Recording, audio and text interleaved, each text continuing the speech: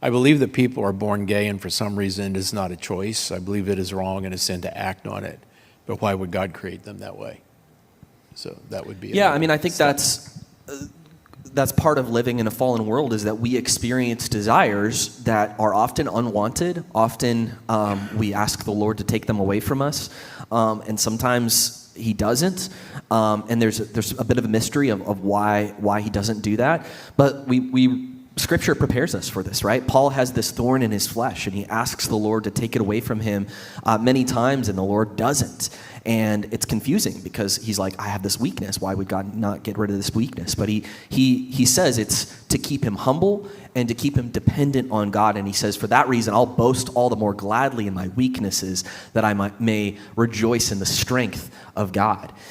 And so, I think it's certainly possible. I don't know if we have any conclusive evidence that people are born gay. And I think it's kind of a distraction of a question, because I think regardless of whether you're born with the proclivity to have certain attractions or certain desires in your life, I think it's actually a bit insulting to say, oh, you know what, you're not enough, you don't have enough free will, you don't have enough maturity to be able to choose which desires you want to fulfill and which ones you don't want to fulfill.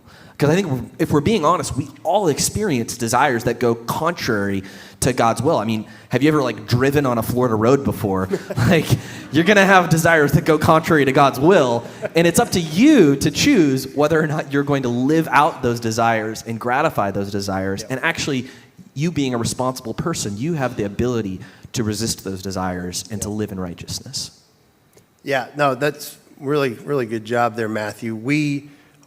It's kind of put forward to us that we have to be slaves to our sexual desires. And that's just false.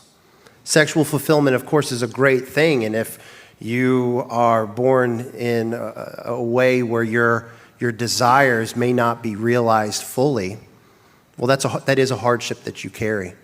And Christians can be very sensitive to people that are same-sex attracted, because they may have a romantic fulfillment that isn't satisfied in their life in the way that others are. And that's a true hardship that they carry, and we can be sympathetic and supportive and proud of them for their obedience and following Jesus Christ. And I think that's a fair response there.